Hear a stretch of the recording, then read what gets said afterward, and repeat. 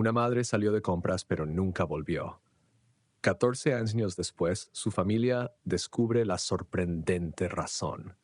La luz del atardecer se filtraba a través de las cortinas medio corridas del salón de la familia Dorson, proyectando largas sombras sobre el suelo de madera. Daniel Dorson, que ahora tiene 50 años, se acomodó en su silla de ruedas, haciendo un leve gesto de dolor al cambiar de peso. Habían pasado 14 años desde el accidente. Un ataque repentino que hizo caer por las escaleras y le dejó con la cadera rota y confinado a una silla de ruedas.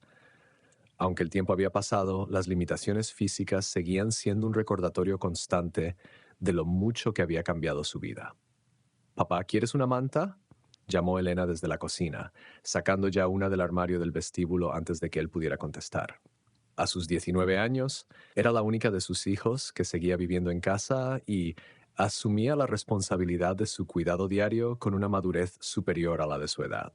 «Estoy bien, cariño», respondió Daniel. Su voz llevaba un cansancio perpetuo que se había convertido en parte de su personalidad. «¿A qué hora dijo Esteban que estaría aquí?». Marcos, el segundo hijo mayor de Daniel, de 25 años, comprobó su teléfono. Dijo que sobre las 6 debería llegar en cualquier momento. Marcos tenía la complexión de su padre, los hombros anchos y la misma hendidura en la barbilla, pero su temperamento era más comedido, práctico. Trabajaba como contable en una empresa del centro de la ciudad y se había sacado la carrera con becas y trabajos a tiempo parcial tras la desaparición de su madre. «Aldo, ¿podrías bajar el volumen?», llamó Laura desde el comedor, donde estaba poniendo la mesa.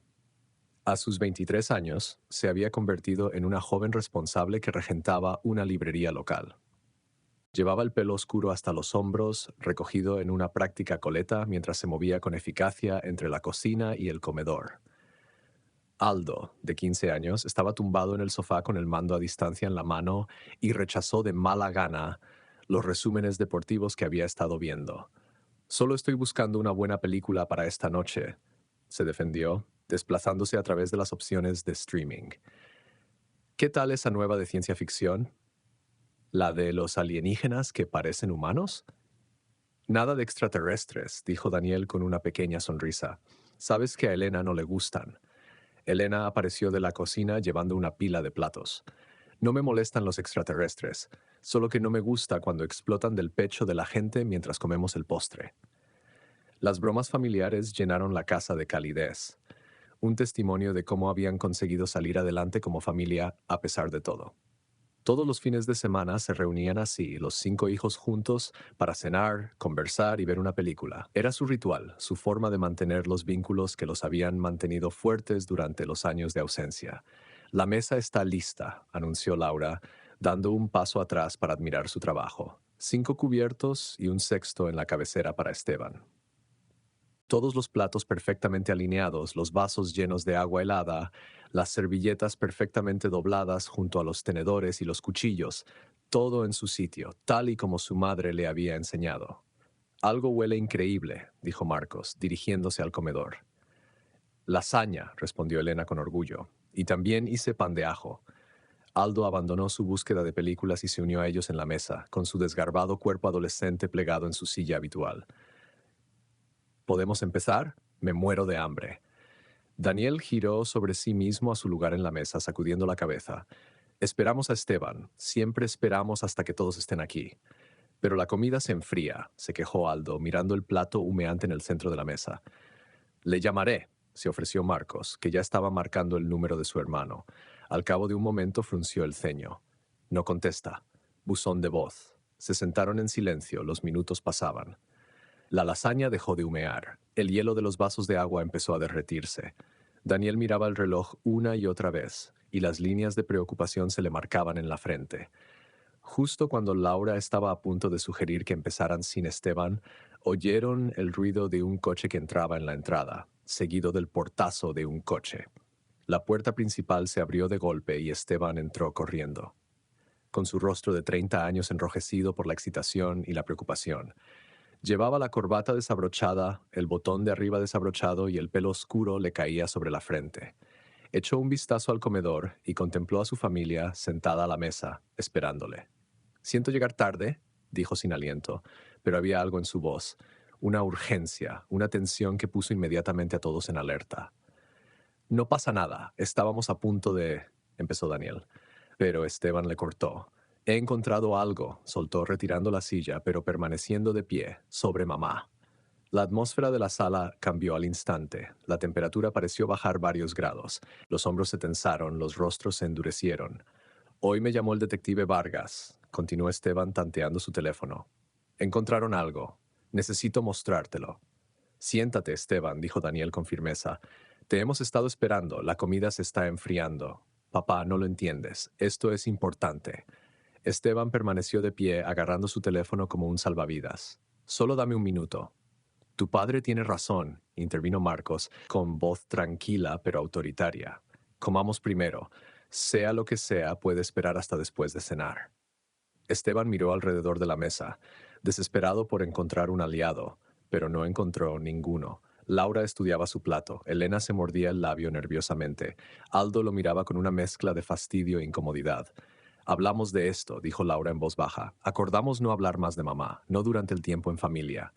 Pero esto es diferente, insistió Esteban. La policía encontró suficiente. Marcos alzó la voz bruscamente. Sabemos lo que pasó. Ella nos dejó, ya no podía más.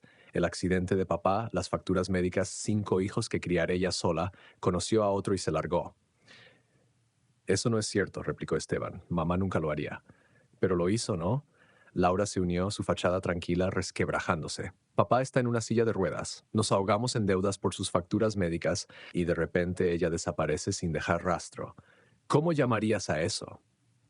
14 años, Esteban, añadió Marcos, suavizando un poco la voz. 14 años sin una palabra, ni llamadas, ni cartas, nada. ¿Qué más pruebas necesitas? El acalorado intercambio se intensificó. Las voces se superponían mientras años de dolor y resentimiento salían a la superficie. Aldo se encogió en su asiento mientras Elena miraba impotente entre sus hermanos que discutían. ¡Basta! La voz de Daniel retumbó en la sala, seguida inmediatamente de una tos sibilante que lo dobló en su silla de ruedas. La pelea cesó al instante. Elena se levantó de un salto para acariciar la espalda de su padre, ofreciéndole agua mientras la tos remitía. «Lo siento, papá», murmuró, y luego se dirigió a sus hermanos. «Por favor, no hagamos esto. Papá lleva toda la semana deseando que llegue esta noche. Nos echa de menos. ¿No podemos tener una cena tranquila?» Se hizo un gran silencio en la mesa, solo roto por la respiración entrecortada de Daniel al recuperarse de su ataque de tos. «Bien», dijo Esteban finalmente, deslizándose en su silla. Tenía la mandíbula tensa por la frustración. «Pero necesito que todos sepáis que no se trata de otra pista sin salida. La policía encontró el coche de mamá. Estaba sumergido en un río. A pesar de su determinación de descartarlo, esta revelación hizo que todas las cabezas se levantaran en señal de atención. ¿Qué? La voz de Daniel era apenas audible. «El detective Vargas me llamó esta tarde», continuó Esteban intuyendo su oportunidad. «Encontraron su coche en un río. Por eso llegué tarde. Estaba al teléfono con él para obtener detalles». Daniel se volvió hacia Elena. «Coge mi teléfono de la mesa auxiliar, por favor». Ella lo cogió rápidamente y vio cómo su padre se desplazaba por las notificaciones con dedos temblorosos y el rostro pálido. 4 llamadas perdidas del detective Vargas, confirmó, mirando a Esteban. ¿La encontraron? ¿Encontraron su cuerpo? Esteban negó con la cabeza. No lo sé. El detective dijo que todavía están procesando la escena. Dijo que ayudaría si pudiéramos ir allí.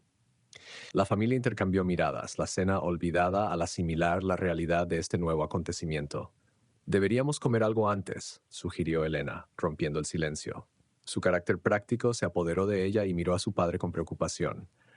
Papá necesita tomar su medicación con la comida, y solo tardará unos minutos. Marcos asintió con la cabeza. Ella tiene razón. Comamos rápido, luego podemos irnos. Comieron en un tenso silencio, la lasaña antes apetitosa, ahora insípida en sus bocas, los tenedores raspados contra los platos mientras apuraban la comida, las mentes aceleradas con preguntas que ninguno de ellos se atrevía a expresar en voz alta. Cuando hubieron comido lo suficiente como para justificar su marcha, Marcos y Aldo empezaron a recoger la mesa, mientras Laura y Elena ayudaban a Daniel a prepararse para la inesperada salida. Elena recogió su medicación y una manta, mientras Laura recogía su cartera y su teléfono. «¿Seguro que quieres irte, papá?» preguntó Elena suavemente mientras le ayudaba a ajustarse el jersey. ¿Podríamos quedarnos aquí mientras los demás lo comprueban? Daniel sacudió la cabeza con firmeza. Necesito estar allí.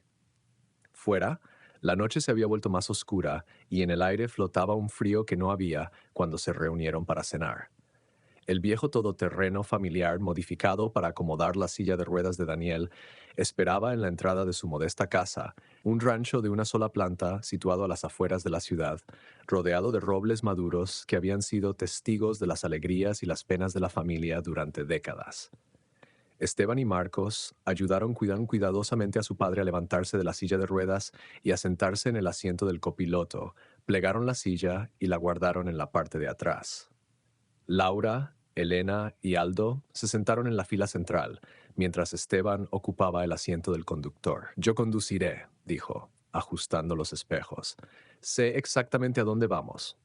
Al salir de la entrada, Esteban no pudo evitar fijarse en el aspecto exterior de la casa. La luz del porche encendida, el cálido resplandor de las ventanas derramándose sobre el césped, parecía la casa de cualquier otra familia en una tarde tranquila. Nadie que pasara por allí adivinaría la agitación que se agitaba entre sus paredes, ni la enorme ausencia que había marcado sus vidas durante 14 años.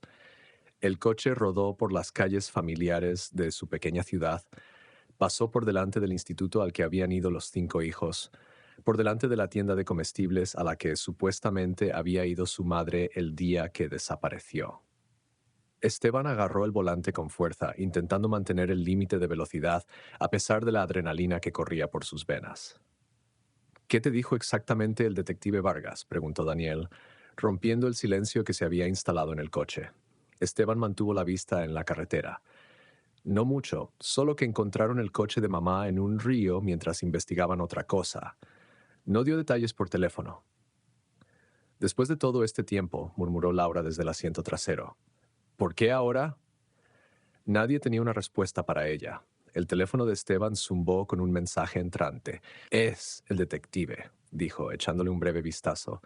Está enviando la ubicación exacta. Está en Lago Miller. Eso está a casi 30 minutos de aquí, señaló Marcos. ¿Qué estaría haciendo el coche de mamá hasta allí? La implicación tácita flotaba en el aire. Lago Miller era un lugar remoto, apartado, el tipo de sitio al que alguien podría ir si no quisiera que lo encontraran. El resto del trayecto transcurrió en un silencio incómodo, cada miembro de la familia sumido en sus propios pensamientos. A medida que dejaban atrás el pueblo, las farolas se hacían más escasas y la carretera se estrechaba.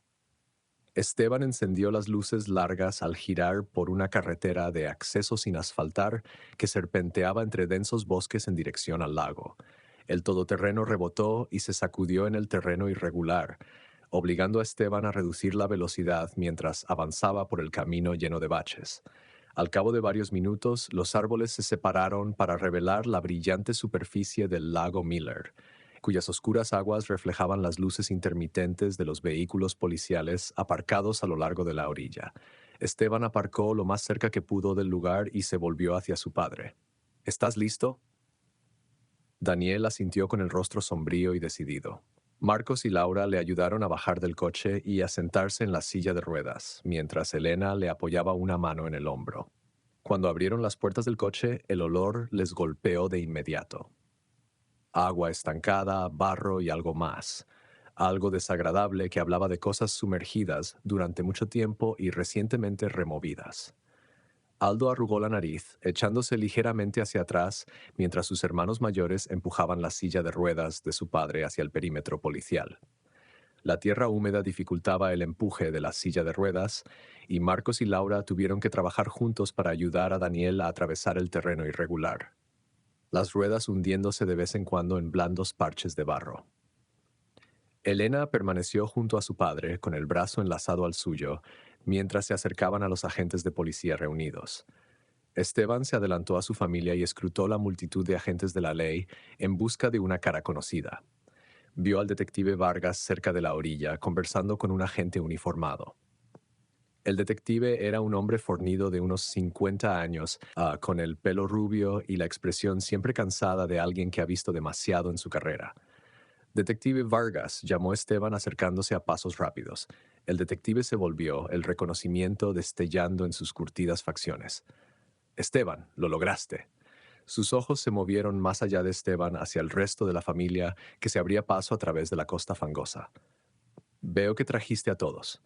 Necesitábamos estar aquí, respondió Esteban con sencillez. ¿Qué has encontrado? El detective Vargas señaló hacia el lago, donde había una grúa cuyo potente cabrestante ya había terminado su trabajo. En la orilla, empapado de agua y cubierto de cieno y plantas acuáticas, había un coche, o lo que quedaba de él. A pesar de los años que llevaba bajo el agua, no se podía confundir el descolorido sedán azul que había pertenecido a Catalina Dorson. Lo encontramos esta tarde temprano, Jake explicó el detective Vargas mientras el resto de la familia se unía a ellos. Para ser sinceros, no lo estábamos buscando.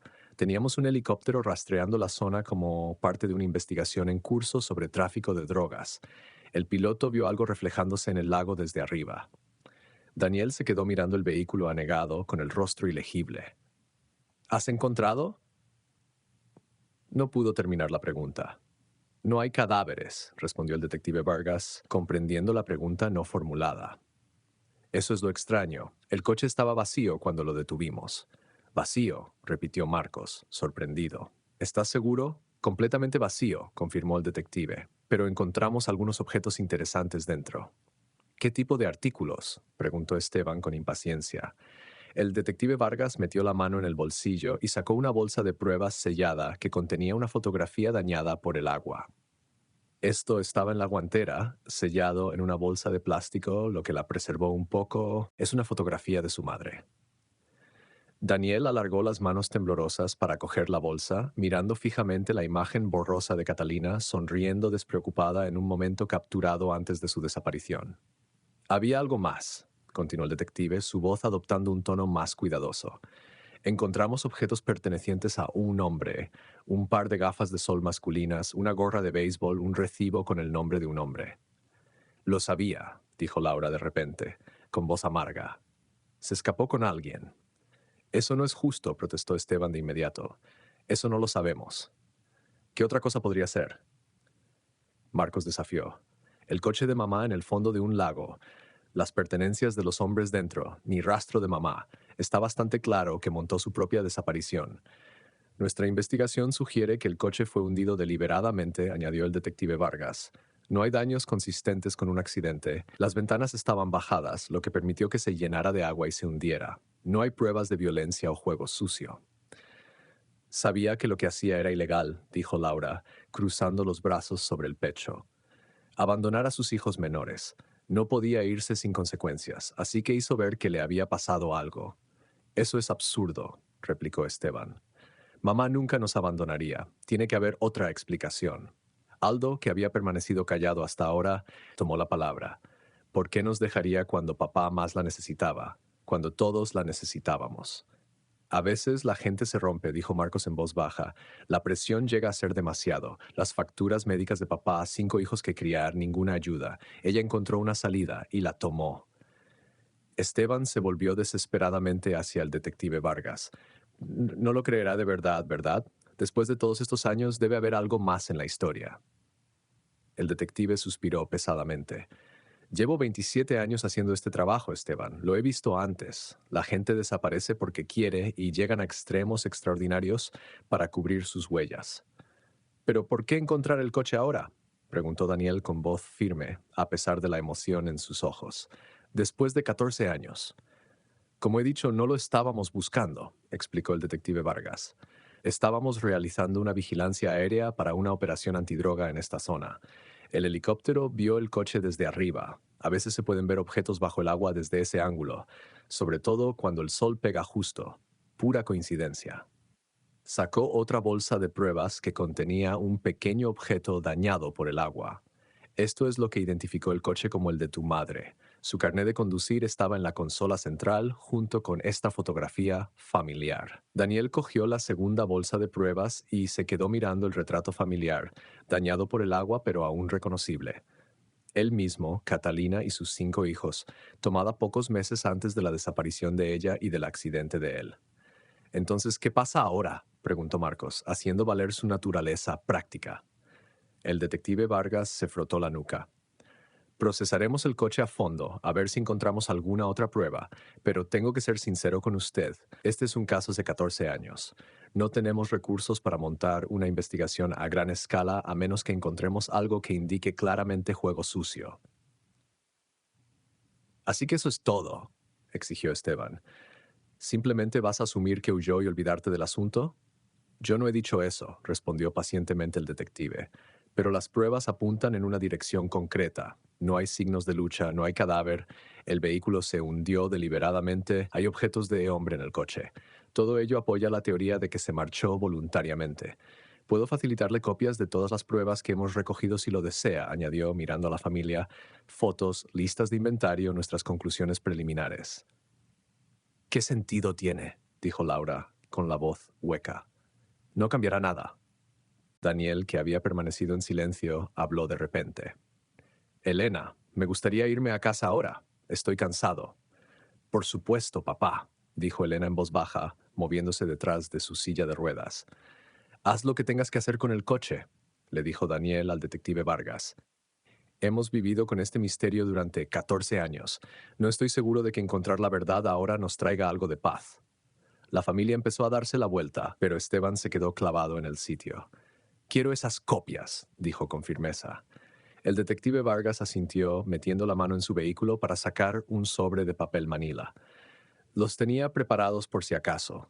También hay otro sobre con copias de algunos objetos que encontramos en la guantera. Mi equipo lo fotografió todo cuando sacamos el coche. Le entregó el sobre a Esteban y le puso una mano comprensiva en el hombro. He trabajado en docenas de casos de personas desaparecidas a lo largo de los años. A menudo es al primogénito a quien más le cuesta dejar ir. Espero que esto te ayude a cerrar el caso, hijo. Esteban se quedó mirando el sobre que tenía en las manos. Gracias.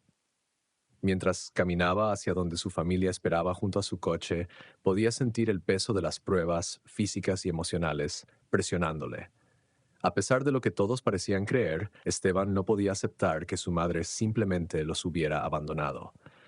Tenía que haber algo más en la historia, y tal vez las respuestas estuvieran en el sobre que ahora estrechaba contra su pecho. La familia se amontonó de nuevo en el todoterreno, y la expectación se desinfló en un pesado silencio. Marcos se sentó esta vez en el asiento del conductor y cogió las llaves de Esteban sin decir palabra. Yo conduzco, dijo simplemente, arrancando el motor mientras los demás se acomodaban.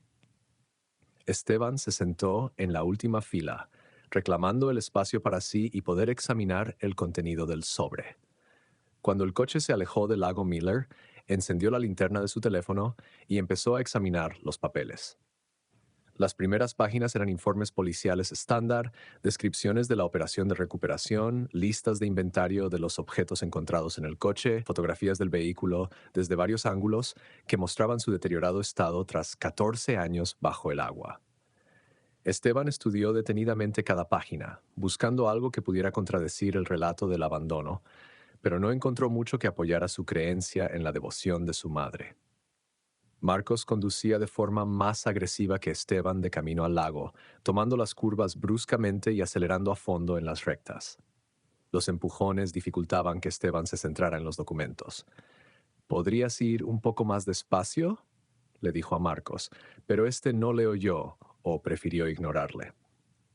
Después de unos minutos más de intentar leer entre los saltos y vaivenes, Esteban devolvió de mala gana los papeles al sobre, decidiendo esperar a que volvieran a casa, o mejor aún, a que estuviera solo en su propio apartamento, donde podría estudiarlo todo adecuadamente sin miradas críticas de sus hermanos. El viaje de vuelta a casa de su padre transcurrió en un silencio incómodo, con el único sonido del zumbido del motor y algún que otro suspiro de Daniel en el asiento del copiloto. Cuando por fin llegaron a la entrada de la casa, la luz del porche aún brillaba acogedoramente. Aldo fue el primero en romper la tensión. ¿Seguimos viendo una película?, preguntó con cautela, echando un vistazo a los miembros de su familia. No tenemos por qué acabar la noche así, ¿verdad? La pregunta quedó en el aire un momento antes de que Laura asintiera lentamente. Creo que estaría bien. Todavía nos espera el postre y sería una pena desperdiciar la velada. ¿Papá? Elena miró a su padre en busca de confirmación. Daniel esbozó una pequeña sonrisa. Sí, creo que a todos nos vendría bien la distracción. Ayudaron a Daniel a sentarse en su silla de ruedas y entraron. Marcos y Laura se dirigieron directamente a la sala de estar, encendieron el televisor y se pusieron a buscar opciones, mientras Elena iba a la cocina a buscar la tarta de manzana que había hecho antes. Aldo revoloteó inseguro entre los grupos antes de unirse a sus hermanos mayores junto al televisor. Esteban se quedó junto a la puerta con el sobre en las manos. «Yo no me quedo», anunció. Los demás se volvieron para mirarle. «¿Qué quieres decir?», preguntó Daniel. «Me voy a casa», respondió Esteban. «Quiero revisar bien estos archivos. Podría haber algo importante». «Esteban», interrumpió Marcos con la voz teñida de exasperación. «Déjalo. Por fin tenemos respuestas después de 14 años. No es lo que queríamos oír, pero al menos ahora sabemos». «No sabemos nada», insistió Esteban. «Todo lo que tenemos es un coche en un lago y un montón de suposiciones». «Por favor, quédate», dijo Elena en voz baja. «Solo por la película. Podemos hablar de todo esto mañana cuando todos hayan tenido tiempo de procesarlo». Elena miró a su hermana menor con el rostro abierto y suplicante y luego a su padre, ligeramente desplomado en su silla de ruedas, con aspecto más viejo y cansado que hacía unas horas. Por un momento consideró ceder, sentarse a ver una película que no vería, fingiendo que todo estaba bien, mientras su mente se agolpaba con preguntas. «Lo siento», dijo finalmente. «Tengo que hacerlo». Sin esperar más objeciones, salió por la puerta y se dirigió a su coche. A través de la ventana delantera pudo ver a su familia reunida alrededor del televisor, acomodándose en sus sitios habituales. Daniel en su silla de ruedas, colocado en el extremo del sofá, Elena, sentada en el reposabrazos a su lado, y los demás repartidos por el resto de los muebles. Esteban se sentó un momento en su coche, con las llaves puestas, pero el motor aún sin arrancar. «¿Dónde estás, mamá?», susurró al vehículo vacío. «¿Qué te pasó? ¿De verdad nos dejaste?». Se enjugó los ojos, enfadado por las lágrimas que amenazaban con caer. «Yo era el mayor», murmuró. «Después del accidente de papá, fui yo quien tuvo que dar un paso adelante. Conseguí un trabajo en lugar de ir a la universidad. Ayudé con los niños. Hice todo lo que pude para mantenernos unidos. Y ahora todos me odian porque no acepto que nos abandonaras». Respirando hondo para tranquilizarse, Esteban encendió el motor y la luz interior. Volvió a abrir el sobre y extendió los documentos por el asiento del copiloto. Esta vez vio que dentro había un sobre más pequeño, etiquetado simplemente como «varios». Curioso. Lo abrió y encontró fotocopias de objetos personales y documentos que se habían recuperado del coche. Entre ellos había una especie de contrato de alquiler, aunque no estaba claro debido a los daños causados por el agua, pero seguía siendo parcialmente legible. Esteban lo miró confundido. Estaba fechado aproximadamente 3 meses después de la desaparición de su madre, pero el nombre del contrato no era Catalina Dorson. En su lugar figuraba un nombre desconocido, Isabel Castro. Lo que llamó la atención de Esteban, sin embargo, fue la firma al pie de la página. Aunque borrosa en la fotocopia, reconoció inmediatamente la letra de su madre. La misma C que utilizaba para firmar los permisos del colegio, la misma E que aparecía en todas las listas de la compra. «Isabel Castro», susurró mirando la firma. Mamá usaba un nombre falso. Con el corazón acelerado, Esteban estudió el documento con más atención. Había una dirección en el contrato de alquiler. Sacó su teléfono y tecleó rápidamente la dirección en una aplicación de mapas. La vista por satélite mostraba una propiedad situada en lo que parecía ser una zona industrial a las afueras de la ciudad, a kilómetros de su casa y lejos de cualquier zona residencial. No se trataba de una casa ni de un edificio de apartamentos, sino de lo que parecía ser un almacén o una instalación de almacenamiento en una zona dominada por edificios industriales similares. «Esto no tiene sentido», murmuró. «¿Por qué iba mamá a alquilar un almacén con un nombre falso?».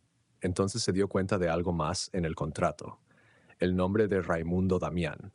El nombre le sonaba vagamente, pero Esteban no pudo ubicarlo de inmediato. Lo tecleó en un buscador y los resultados le helaron la sangre. Aparecieron varios artículos de noticias que se remontaban a años atrás. Empresario local Raimundo Damián investigado por lavado de dinero. Damián absuelto de cargos de fraude por falta de pruebas. Propiedades de Raimundo Damián vinculadas a operaciones de préstamos ilegales.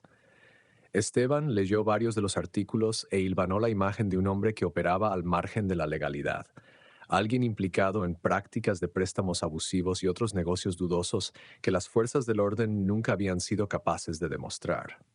Volvió la vista a la casa, donde a través de la ventana podía ver a su familia viendo juntos la película. Por un momento pensó en volver a entrar y enseñarles lo que había encontrado, pero sabía que no le harían caso. Habían tomado una decisión sobre lo que le había ocurrido a su madre, y ningún contrato de alquiler ni ningún casero sospechoso lo cambiaría. Lo haré yo mismo, decidió Esteban, metiendo la marcha atrás y saliendo de la entrada.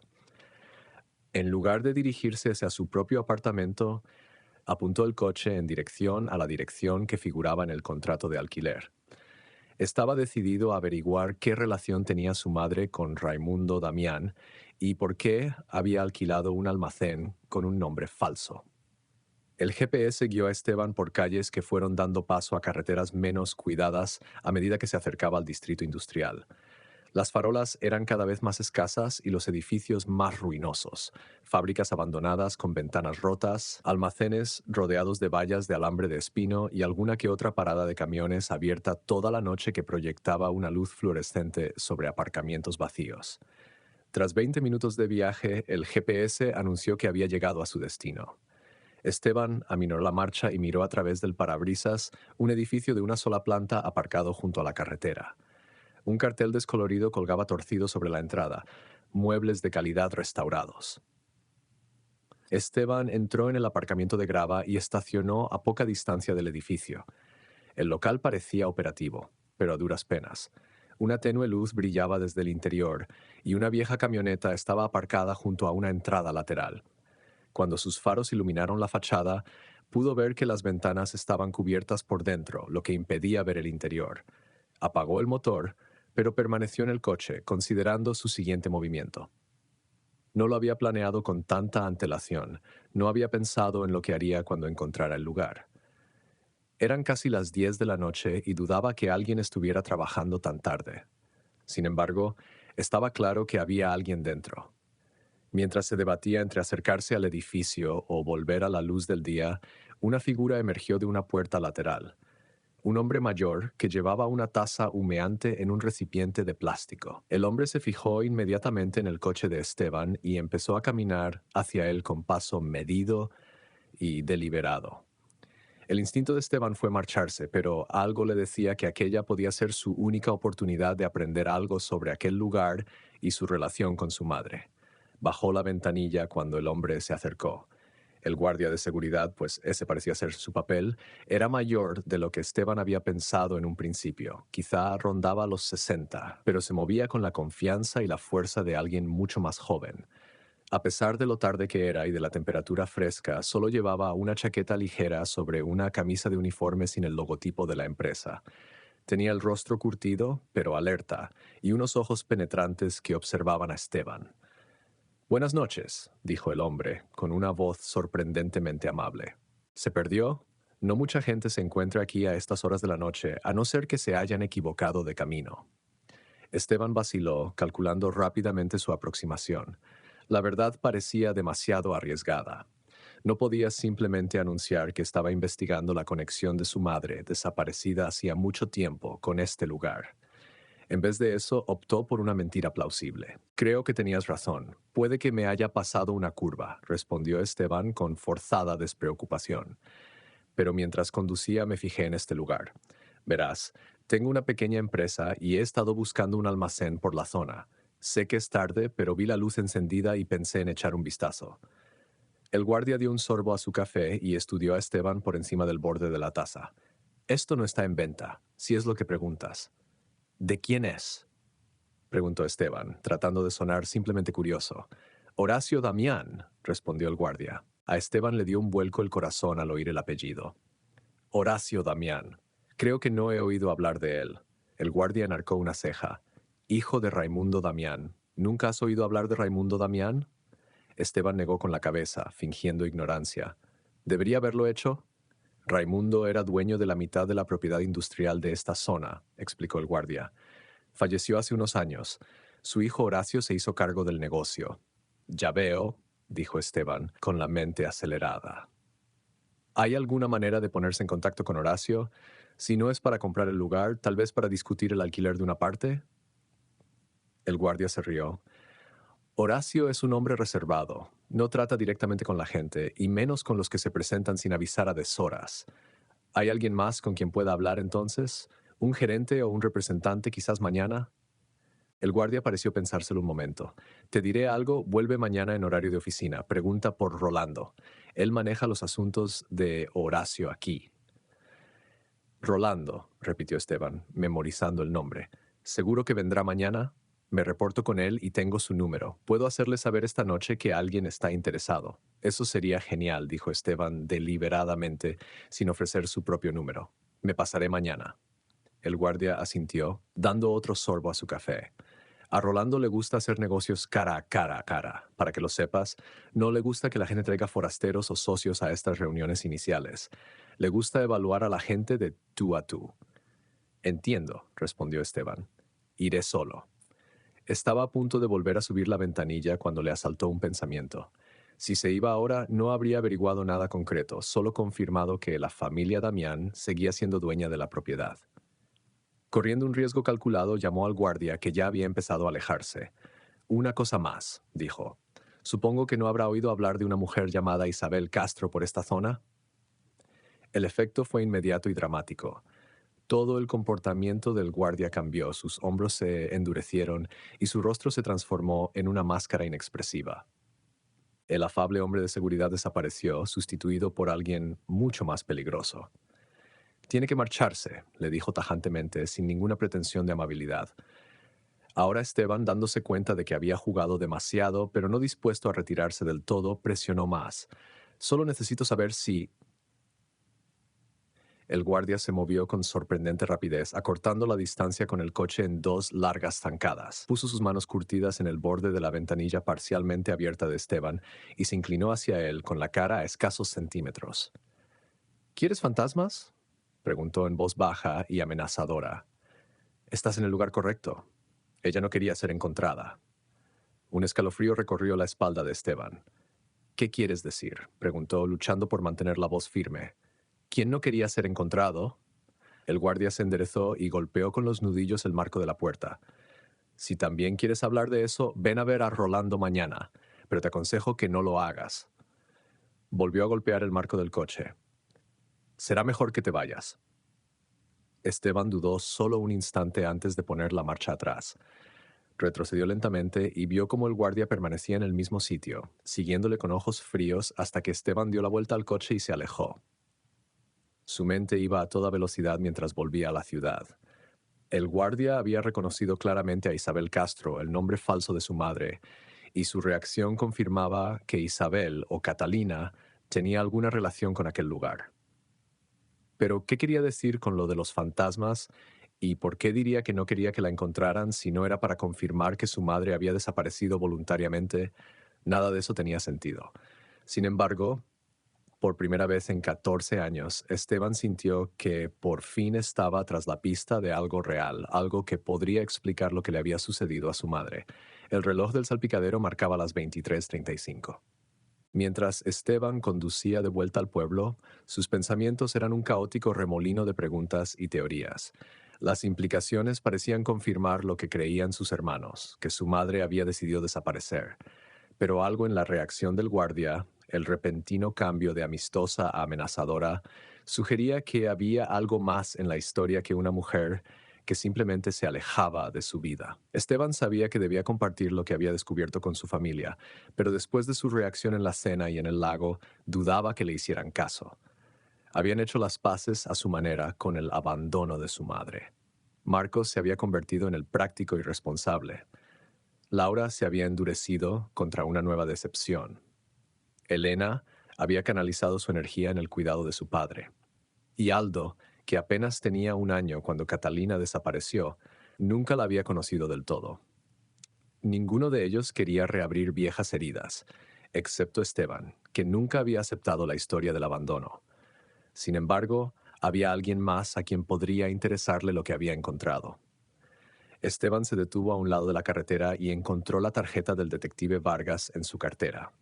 Dudó antes de marcar, consciente de cómo reaccionaría el detective al enterarse de que Esteban había ido a investigar por su cuenta, pero al final decidió que la información era demasiado importante para guardársela. El detective contestó al cuarto timbrazo con la voz aturdida por el sueño. Vargas aquí. Detective, soy Esteban Dorson. Siento llamar tan tarde. Se oyó un crujido como si el detective estuviera sentado en la cama. Esteban, ¿está todo bien? Encontré algo en las copias de pruebas que me diste, dijo Esteban, decidiendo soltar toda la verdad. Había una especie de contrato o contrato de alquiler en el sobre de varios. La dirección señalaba un almacén alquilado a nombre de Isabel Castro, pero la firma es la letra de mi madre. Lo vi, confirmó el detective Vargas sonando más despierto ahora. A mí también me llamó la atención. ¿Por qué no lo mencionaste antes?, preguntó Esteban, incapaz de evitar la acusación en su voz. Porque encaja con lo que ya sospechábamos, respondió pacientemente el detective. La gente que desaparece voluntariamente suele establecer nuevas identidades. Alquilan lugares con nombres falsos, establecen nuevas vidas. Pero no es una casa ni un apartamento, insistió Esteban. Es un almacén en una zona industrial y el casero es Raimundo Damián. ¿Le has buscado? Hubo una pausa al otro lado de la línea. Sí, así es. Raimundo Damián era una figura muy conocida en ciertos círculos. Sus negocios operaban en zonas grises de la ley, préstamos abusivos, prácticas de cobro de deudas que bordeaban los límites legales. Fue investigado varias veces, pero nunca llegó a ser procesado. Entonces, ¿por qué mi madre alquilaría una propiedad a alguien así? Ahí es donde creo que todo esto conecta. El detective Vargas dijo, basándonos en las pruebas que hemos reunido, creo que su madre necesitaba desaparecer rápida y completamente. Las operaciones de Raimundo Damián incluían ayudar a la gente a hacer exactamente eso, por un precio. Ese almacén era probablemente un punto de transición, un lugar donde la gente iba a conseguir nuevas identidades antes de seguir adelante. ¿Crees que fue allí para cambiar su identidad?, Esteban preguntó incrédulo. Para empezar una nueva vida. Tiene sentido con el calendario, respondió el detective. El contrato de alquiler está fechado 3 meses después de su desaparición. Eso le daría tiempo para hacer arreglos, posiblemente con un nuevo socio. ¿Qué nuevo socio?, Esteban exigió. No hay evidencia de que estuviera viendo a alguien. Las gafas de sol que encontramos en el coche, le recordó el detective Vargas. Gafas de sol de hombre con el nombre Rolando grabado en una de las patillas. Esteban estuvo a punto de dejar caer el teléfono. Rolando repitió con el pulso acelerado. ¿Seguro que se llamaba Rolando? Positivo, confirmó el detective. ¿Por qué ese nombre significa algo para usted? La mente de Esteban iba a 1000 por hora. El guardia del depósito había mencionado a Rolando, dijo que se ocupaba de los asuntos de Horacio Damián, que Esteban debía volver mañana para reunirse con él.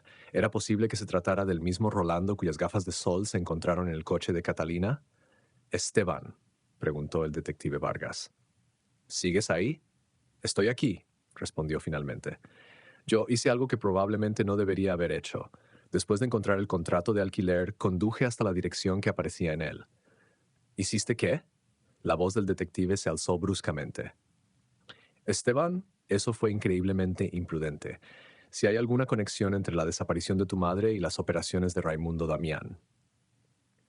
Lo sé, cortó Esteban, pero aprendí algo. Allí había un guardia de seguridad y cuando mencioné el nombre de mi madre reaccionó. Sabía quién era, detective, y mencionó a alguien llamado Rolando que trabaja allí, posiblemente el mismo Rolando cuyas gafas de sol estaban en el coche de mamá. Hubo un largo silencio al otro lado de la línea. Cuando el detective Vargas volvió a hablar, su voz era mesurada, controlada. Esteban, necesito que escuches con mucha atención. Estas personas son peligrosas. Si están implicados en la desaparición de tu madre, no dudarán en protegerse. No quiero que vuelvas a acercarte a ese almacén. ¿Entendido? Pero, sin peros, interrumpió el detective con firmeza. Esto es ahora una investigación policial activa, la llevaremos como es debido, con órdenes judiciales y refuerzos. Tu implicación podría ponerlo todo en peligro, por no hablar de que te pondría en grave peligro. Esteban agarró el teléfono con más fuerza. Entonces, ¿qué se supone que debo hacer? Sentarme y esperar. Eso es exactamente lo que se supone que deben hacer, confirmó el detective Vargas. Le agradezco que comparta esta información. pero ahora necesito que dé un paso atrás y nos deje hacer nuestro trabajo. El guardia me dijo que volviera mañana para reunirme con Rolando, dijo Esteban. Podría ser nuestra única oportunidad de averiguar qué le pasó a mi madre. Absolutamente no, dijo el detective con firmeza. Bajo ninguna circunstancia volverás allí. Enviaremos a un agente encubierto y pondremos vigilancia. Hay procedimientos adecuados para este tipo de situaciones. Esteban sabía que el detective tenía razón, pero la idea de esperar, de posiblemente perder su única pista después de 14 años de nada, era insoportable. Aún así, reconoció el peligro tanto para sí mismo como para cualquier investigación potencial. De acuerdo, concedió. No volveré allí. Gracias, dijo el detective Vargas con un evidente alivio en su voz. Voy a hacer algunas llamadas ahora, poner las cosas en marcha. Le mantendremos informado de cualquier novedad. Se lo prometo. Una cosa más, dijo Esteban antes de que el detective pudiera colgar. Debes saber que mi padre y mis hermanos también corren peligro. Si esta gente se da cuenta de que estamos investigando, haré que los coches patrulla pasen regularmente tanto por tu casa como por la de tu padre, le aseguró el detective Vargas. Descansa un poco, Esteban, y mantente alejado de ese almacén. Tras finalizar la llamada, Esteban permaneció sentado en su coche aparcado durante varios minutos, sopesando sus opciones. Las advertencias del detective eran lógicas y el peligro real. Pero 14 años de preguntas, de preguntarse qué le había pasado a su madre, de ser el único que creía que no los había abandonado voluntariamente, todo empujaba contra la parte racional de su cerebro, instándole a la cautela. Al final, metió el coche en el aparcamiento de su apartamento, sabiendo que no podría dormir, pero reconociendo que tenía que pensar detenidamente su siguiente paso. Decidiera lo que decidiera. Una cosa era cierta. Estaba más cerca de la verdad sobre la desaparición de su madre de lo que había estado nunca. La mañana llegó con una claridad que Esteban había eludido durante su agitada noche. Después de dar vueltas en la cama durante horas, finalmente se había quedado dormido alrededor de las 4 de la madrugada, solo para ser despertado por el timbre de su teléfono a las 7:30. En el identificador de llamadas aparecía el número del detective Vargas. «Voy de camino a recogerte», dijo el detective sin preámbulos cuando Esteban contestó. «Vamos a ese almacén, pero lo haremos a mi manera. Estate listo en 15 minutos». Fiel a su palabra, el detective Vargas se detuvo frente al edificio de Esteban exactamente 15 minutos después. Conducía un coche de policía sin identificación, vestido de civil en lugar de su traje habitual. Pantalones vaqueros, una camisa de botones descolorida y una chaqueta de cuero desgastada que le daba más aspecto de albañil que de detective. Esteban subió al asiento del copiloto y enseguida se dio cuenta de que el detective no estaba solo. En el asiento trasero había otro hombre, también de paisano, al que Vargas presentó simplemente como oficial García. Apoyo táctico. «He estado despierto toda la noche coordinando esto», explicó el detective Vargas mientras se apartaba de la acera. «Basándonos en lo que me ha contado sobre Raimundo Damián y su hijo Horacio, estamos tratando esta situación como potencialmente peligrosa. Tengo agentes de paisano apostados en lugares estratégicos alrededor del almacén y un equipo táctico a la espera a unas manzanas de aquí». «¿No deberíamos coger mi coche?», Esteban sugirió. El guardia lo vio anoche. Podría parecer menos sospechoso. El detective Vargas se lo pensó un momento antes de asentir. «Tiene razón. Cambiaremos de vehículo en el próximo aparcamiento». 10 minutos más tarde se habían trasladado al coche de Esteban, con Esteban al volante y el detective Vargas en el asiento del copiloto. El oficial García permaneció en el auto policial sin marcas, que ahora serviría como parte del perímetro de vigilancia.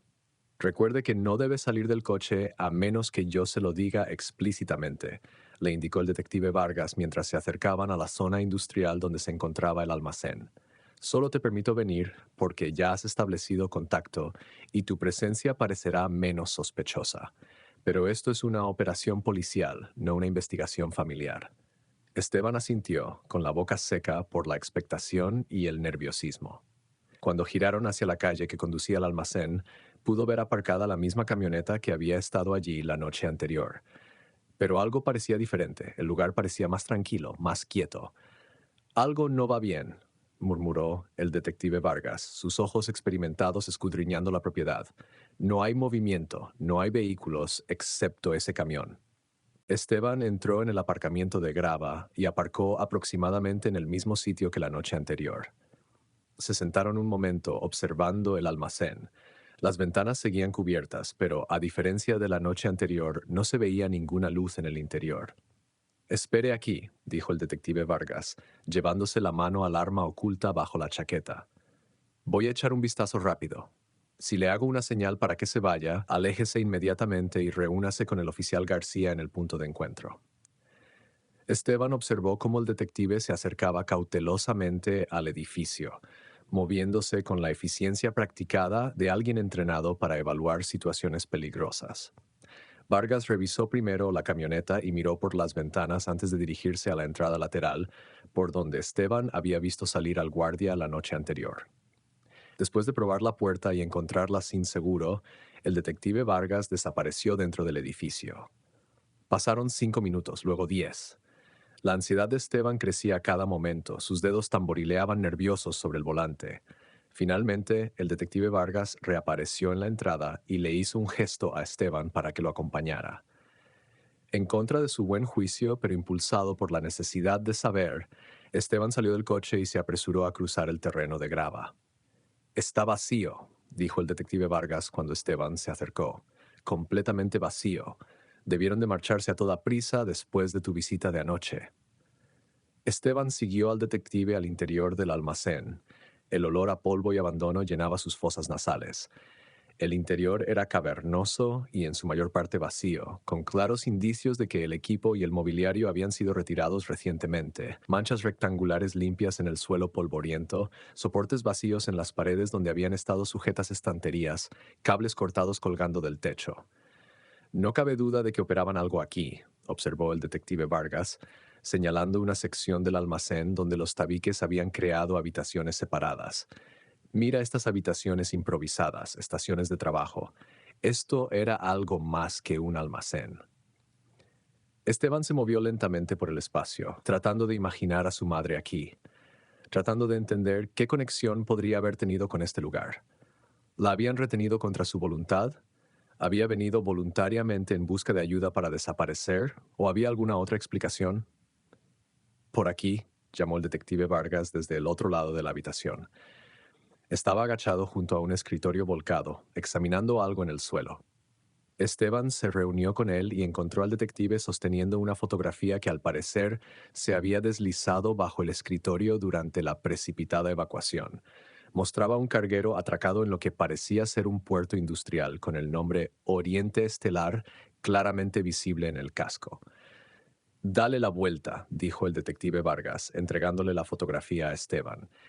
En el reverso había información escrita a mano, el nombre del barco, un horario de partida fechado para la semana siguiente y una lista parcial de nombres que incluía a Isabel C. y Rolando Emma.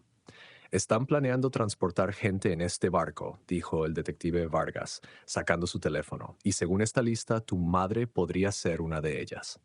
Inmediatamente llamó por radio a su equipo, solicitando una operación de búsqueda en el puerto y facilitando el nombre del carguero. Esta es ahora la máxima prioridad, ordenó. Tenemos que localizar el Oriente Estelar e impedir su salida. Alerten a la patrulla del puerto y a la guardia costera. Volviéndose hacia Esteban, añadió, tenemos que ponernos en marcha. Si Rolando y su gente salieron de aquí anoche, es posible que hayan acelerado su horario. El barco podría estar preparándose para partir antes de lo previsto. Mientras se apresuraban a volver al coche, el detective Vargas hizo otra llamada, esta vez pidiendo a los agentes que fueran a ver a Daniel y al resto de la familia. Después de su visita de anoche, esta gente sabe que alguien está haciendo preguntas. Tenemos que asegurarnos de que su familia está a salvo. Esteban sintió una oleada de miedo por sus hermanos y su padre. No pensé en eso, admitió. Estaba tan concentrado en encontrar a mamá. Llámalos, instruyó el detective Vargas mientras volvían al coche de Esteban. Llama a cada uno individualmente y diles lo que está pasando. Diles que se queden donde están y que vendrán oficiales a asegurar sus ubicaciones. Mientras se dirigían al puerto, Esteban hizo lo que se le había ordenado. Llamó primero a su padre y luego a cada uno de sus hermanos, repitiendo la advertencia y las instrucciones. Daniel estaba conmocionado y furioso. Marcos y Laura se mostraron escépticos, Aldo confundido, pero todos estuvieron de acuerdo en seguir el consejo del detective. Están todos advertidos, informó Esteban al detective Vargas mientras se acercaban al puerto. Pero no estoy seguro de que realmente crean que hay algún peligro. Más vale prevenir que curar, respondió sombríamente el detective. Si Rolando y la Operación Damián son tan peligrosos como sospecho, no dudarán en utilizar a tu familia como palanca si se sienten acorralados. Se vislumbraba el puerto, un extenso puerto industrial con numerosos muelles que se adentraban en las aguas grises de la bahía. A lo largo de los muelles estaban atracados buques de carga de diversos tamaños, cargando o descargando sus envíos, mientras que otras embarcaciones más pequeñas navegaban por los canales entre ellos. Cuando se acercaron a la puerta principal de seguridad, el detective Vargas mostró su placa al guardia y le explicó que formaban parte de una operación policial en curso.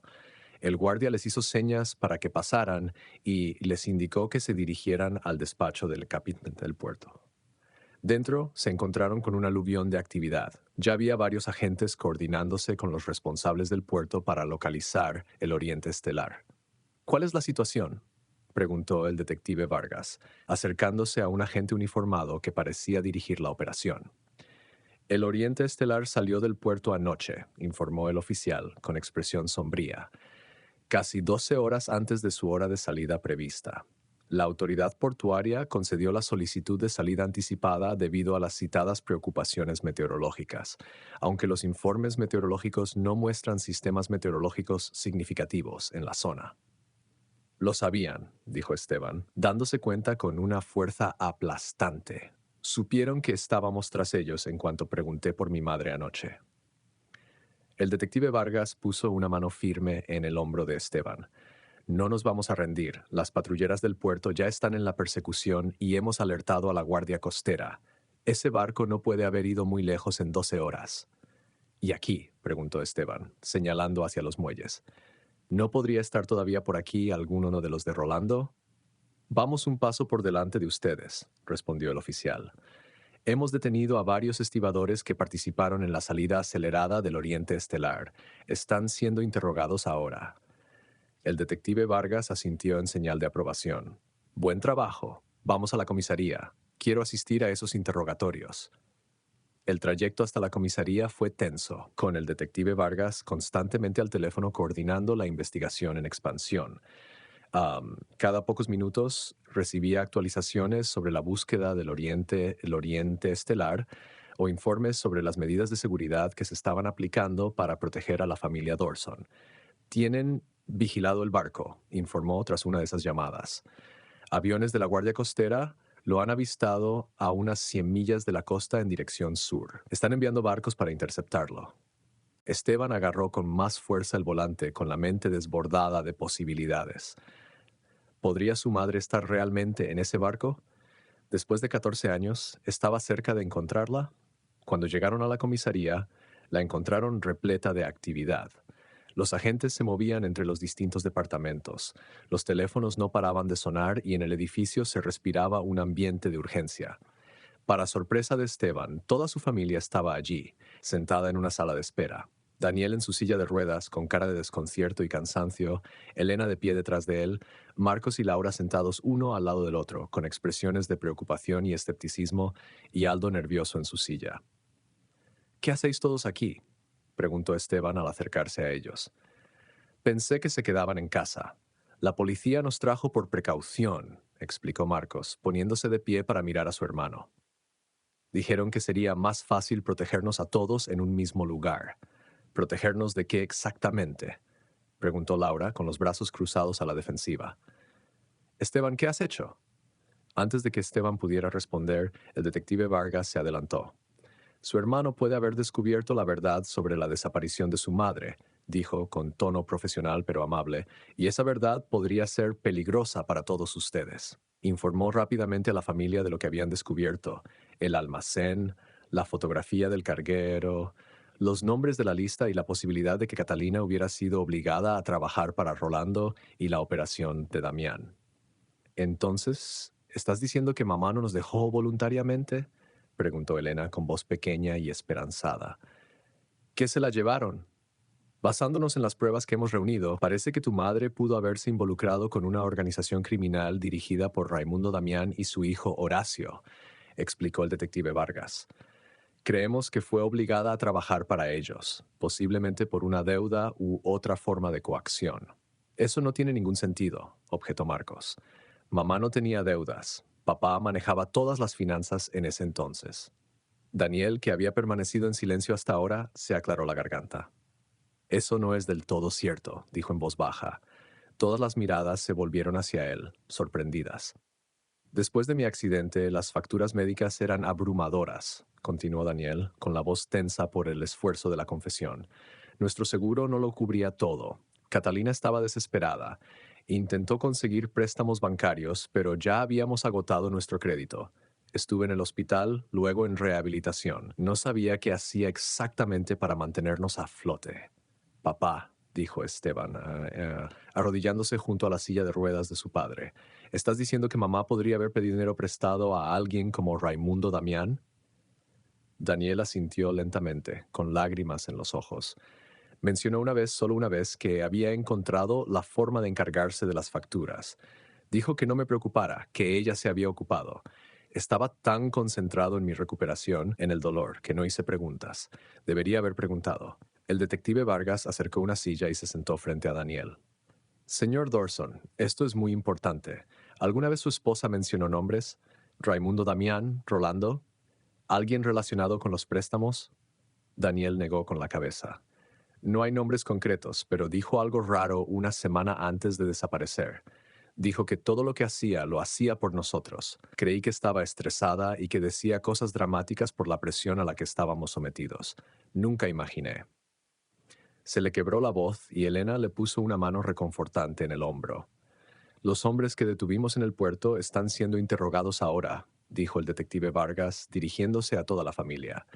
Esperamos que puedan aportar más información sobre el Oriente Estelar y sobre si su madre podría estar a bordo. Quiero hablar con ellos, dijo Esteban con firmeza. El detective Vargas vaciló.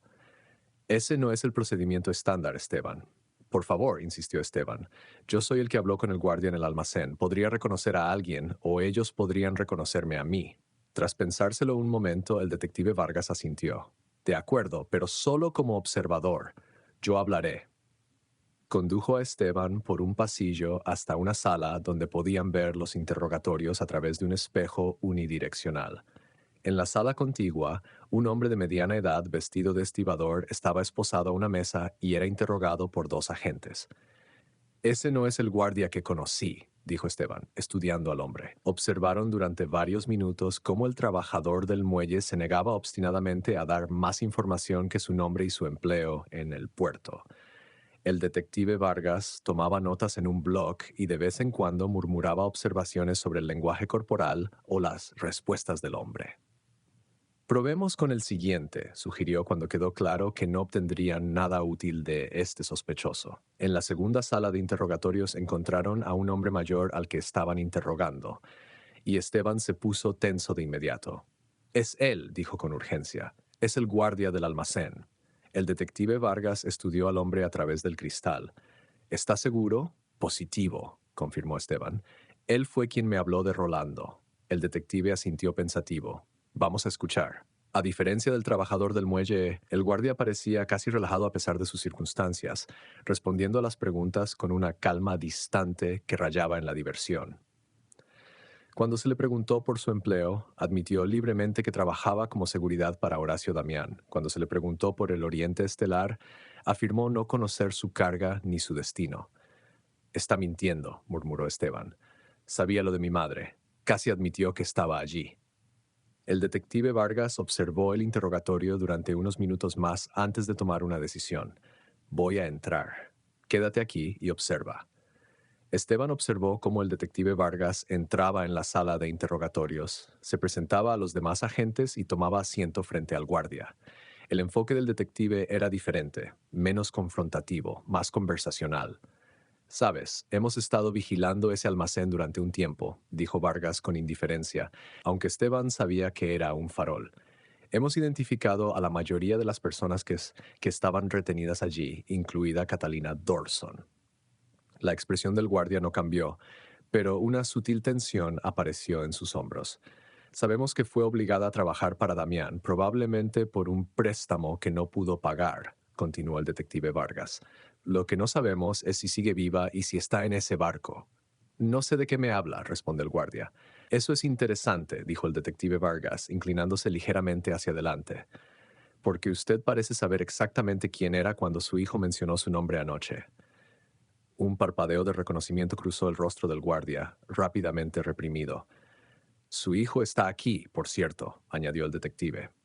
Le identificó inmediatamente y déjeme decirle que está muy decidido a encontrar a su madre después de 14 años creyendo que le abandonó a él y a su familia. El guardia permaneció en silencio, pero sus ojos se desviaron brevemente hacia el espejo. Este es el asunto, continuó el detective Vargas, su voz adquiriendo un tono más duro. Vamos a alcanzar a ese barco. Los guardacostas ya lo están persiguiendo y cuando lo hagamos, todos los que van a bordo van a empezar a hablar para salvarse. Horacio Damián los tirarán debajo del autobús en un santiamén para reducir sus propias condenas. La compostura del guardia se resquebrajó por fin. Se revolvió en su asiento y miró hacia la mesa. Se enfrenta a una condena grave, insistió el detective Vargas. Secuestro, detención ilegal, probablemente tráfico de personas. Pero si nos ayuda ahora, si nos dice a dónde se dirige ese barco y si Catalina Dorson está a bordo, puedo hablarle bien del caso al fiscal. Durante un largo momento el guardia no dijo nada. Luego suspiró pesadamente, el sonido de un hombre haciendo un cálculo difícil. Soy viejo, dijo finalmente. Estoy enfermo. La cárcel es solo otro lugar para morir. Entonces, ¿por qué no hacer algo bueno antes de irte? El detective Vargas sugirió ayudar a una familia a encontrar a su madre. El guardia se lo pensó, se inclinó hacia adelante y habló en voz baja. No puedo decirle a dónde va el barco. Realmente no lo sé. Esa información está compartimentada, pero puedo darte acceso a algo que podría ayudarte. ¿Qué es eso? Hay una aplicación, un sistema de mensajería seguro que usamos. Mi nombre de usuario todavía podría funcionar. Tiene un rastreador GPS para el barco. La cámara de seguridad se alimenta de a bordo. Así es como Rolando controla todo. El detective Vargas se sobresaltó visiblemente. ¿Y usted está dispuesto a proporcionar este acceso? El guardia asintió lentamente. Como he dicho, me estoy muriendo de todos modos. Podría hacer algo decente por una vez. El detective Vargas deslizó un bloc de notas por la mesa. Escribe la información de acceso, todo lo que necesitamos para acceder. Cuando el guardia empezó a escribir, Esteban sintió una oleada de esperanza como no había experimentado en 14 años. Por primera vez, tenía pruebas concretas de que su madre no les había abandonado y de que aún podía estar viva. El detective Vargas salió de la sala de interrogatorios con una sombría satisfacción, con los datos de acceso del guardia en la mano. Llevemos esto al equipo técnico inmediatamente, le dijo a Esteban mientras corrían por el pasillo. Si esta aplicación funciona como él dice, podríamos localizar la nave e incluso obtener confirmación visual de quién está a bordo. Se dirigieron a una sala donde varios agentes estaban sentados ante terminales de ordenador, trabajando con intensidad concentrada. El detective Vargas entregó la información de acceso a un especialista técnico, explicándole su importancia. Necesitamos acceder a esta aplicación sin alertar a nadie que vigile el sistema, le indicó. ¿Puede hacerlo? El especialista estudió la información y asintió con confianza. Debería poder crear una sesión espejo que no dispare ninguna alerta de seguridad. Dame unos minutos. Esteban y el detective Vargas regresaron a la sala de espera donde permanecía el resto de la familia Dorson. A medida que se acercaban, Esteban podía ver la tensión en cada rostro, la esperanza en guerra con la incredulidad, el miedo a la decepción después de tantos años de resignación. ¿Has aprendido algo?, preguntó Marcos, poniéndose de pie cuando entraron. Potencialmente, respondió con cautela el detective Vargas. El guardia proporcionó acceso a una aplicación que podría ayudarnos a localizar la nave y confirmar quién está a bordo. Nuestro equipo técnico está trabajando en ello ahora. ¿Y de verdad crees que mamá puede estar viva? preguntó Aldo, con su joven rostro mezcla de confusión y desesperada esperanza. ¿Que no nos abandonó a propósito? Eso parece, dijo Esteban con dulzura. Papá acaba de contarnos lo de las facturas médicas, cómo mamá intentaba encontrar dinero para pagarlas. Ahora tiene sentido. Quizá le pidió prestado a Damián, no pudo pagarlo y la obligaron a trabajar para ellos. Pero durante 14 años, objetó Laura, aunque su habitual escepticismo se debió a la incertidumbre, sin ningún contacto. Estas organizaciones actúan aislando a la gente, explica el detective Vargas. Separan a las familias, usan amenazas y coerción para mantener el control. Si Catalina creía que ponerse en contacto contigo te pondría en peligro, podría haberse mantenido alejada para protegerte. Daniel alargó la mano para cogerla de Esteban, con los ojos llenos de lágrimas. Debería haberlo sabido, susurró. Todos estos años creí que nos había abandonado porque yo estaba destrozado, porque ya no podía cuidar de nuestra familia. Ninguno de nosotros lo sabía, papá, le tranquilizó Esteban, apretando la mano de su padre. Pero ahora vamos a encontrarla, vamos a traerla a casa. El teléfono del detective Vargas sonó, interrumpiendo el emotivo momento. Contestó rápidamente, escuchando atentamente antes de decir, vamos para allá. Volviéndose hacia la familia, anunció, el equipo técnico ha accedido a la aplicación. Nos quieren a todos en el laboratorio de informática inmediatamente. Avanzaron en grupo por el pasillo. Marcos empujaba la silla de ruedas de Daniel, mientras Elena y Laura caminaban a ambos lados de su padre, protectoras y comprensivas. Aldo permanecía cerca de Esteban, mirando de vez en cuando a su hermano mayor con un respeto recién descubierto.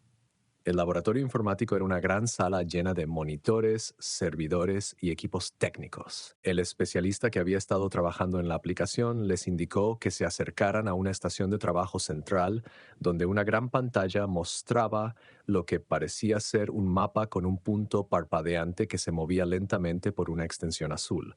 Ese es el Oriente Estelar, explicó el especialista, señalando el punto. Según el rastreador GSS, está aproximadamente a 120 millas de la costa y se dirige al sur-sureste. Ya hemos transmitido estas coordenadas a la Guardia Costera. ¿Puede acceder a las cámaras de seguridad?, preguntó el detective Vargas. El especialista asintió y tecleó rápidamente. La aplicación tiene acceso limitado a ciertas fuentes de seguridad, principalmente en las áreas de trabajo y no en los barrios privados. Las estoy revisando ahora. La gran pantalla se dividió en varias pantallas más pequeñas, cada una de las cuales mostraba una zona distinta de la nave. La mayoría mostraban bodegas de carga, pasillos o espacios mecánicos, pero unas pocas mostraban lo que parecían salas de trabajo improvisadas en las que había personas, en su mayoría mujeres, sentadas ante mesas o terminales de ordenador. «Para», dijo Esteban de repente, señalando uno de los feeds. «¿Puedes ampliar esa?» El especialista amplía la imagen indicada hasta llenar la pantalla. Mostraba una sala con varias mujeres sentadas ante ordenadores, con los rostros medio girados hacia la cámara mientras trabajaban. ¿Puedes ampliar la imagen de la mujer del fondo?, pidió Esteban, con el corazón acelerado. Cuando la imagen se amplió y realzó, la familia Dorson emitió un grito ahogado. Aunque 14 años mayor, con el pelo gris y la cara más delgada de lo que recordaban, era imposible confundir a la mujer que trabajaba frente al ordenador. «Mamá», susurró Elena con lágrimas en los ojos. Daniel extendió una mano temblorosa hacia la pantalla, como si intentara tocar a su mujer a través de los kilómetros que los separaban. «Catalina», murmuró entrecortadamente. El detective Vargas cogió inmediatamente el teléfono y transmitió la confirmación a los equipos de guardacostas que perseguían el barco. «Tenemos confirmación visual de al menos una víctima de secuestro a bordo. Repito, confirmación visual de Catalina Dorson, desaparecida hace 14 años. Procedan con toda precaución. Hay múltiples víctimas potenciales a bordo». Dirigiéndose a la familia Dorson, explicó: «La Guardia Costera debe interceptar el barco. Asegurarán el barco y sacarán a salvo a todos los que estén a bordo. Tendremos que mantener silencio de radio sobre esto para evitar alertar a cualquiera en el barco que pueda estar monitoreando las comunicaciones». «¿Qué hacemos ahora?», preguntó Marcos, con su escepticismo anterior completamente disuelto ante la evidencia irrefutable de que su madre estaba viva. «Esperamos», respondió simplemente el detective Vargas, «y nos preparamos para el regreso de tu madre». Daniel estaba sentado en silencio en su silla de ruedas, con las lágrimas deslizándose de vez en cuando por sus mejillas, mientras contemplaba la imagen de su esposa. Elena y Laura se acurrucaban juntas, a veces susurrando, a veces simplemente cogidas de la mano en señal de apoyo silencioso. Marcos paseaba por la habitación. Su naturaleza práctica buscaba salida en el movimiento. Aldo alternaba entre sentarse junto a su padre y unirse a Esteban, que permanecía de pie junto al monitor principal, negándose a apartar la mirada durante más de unos segundos cada vez. Lo sabía, dijo Esteban en voz baja al detective Vargas durante un momento en que se separaron ligeramente de los demás. Todos estos años supe que ella nunca nos habría dejado voluntariamente. Nunca se rindió con ella, observó el detective. Esa clase de fe es rara. Ella fue la que nunca nos abandonó, le corrigió Esteban. Pasara lo que pasara, le hicieran lo que le hicieran, sobrevivió. Durante 14 años, sobrevivió. En la quietud de aquel momento, rodeado por la evidencia de que su madre seguía existiendo, Esteban comprendió algo profundo sobre la naturaleza de los lazos familiares. La fe no era simplemente creer sin pruebas, era aferrarse a la verdad cuando todo a su alrededor sugería lo contrario. Durante 14 años, su familia se había fracturado bajo el peso del abandono y cada miembro había construido su propia armadura contra el dolor. Sin embargo, bajo esa armadura, la conexión permanecía, esperando a ser reforjada. Cuando estaban a punto de reunirse, Esteban se dio cuenta de que el valor no consistía en enfrentarse a peligros externos, sino en afrontar el miedo a la propia esperanza, la aterradora vulnerabilidad de creer que las cosas rotas podían recomponerse. Su madre había soportado el cautiverio para protegerlos. Ahora se enfrentarían a lo desconocido para traerla a casa. Fueran cuales fueran los retos que les esperaban en aquel carguero, los afrontarían juntos. Ya no como fragmentos de una familia destrozada, sino como lo que siempre habían sido bajo las cicatrices y el silencio, una constelación de vidas unidas por un hilo de amor irrompible que ni el tiempo ni la distancia podrían cortar.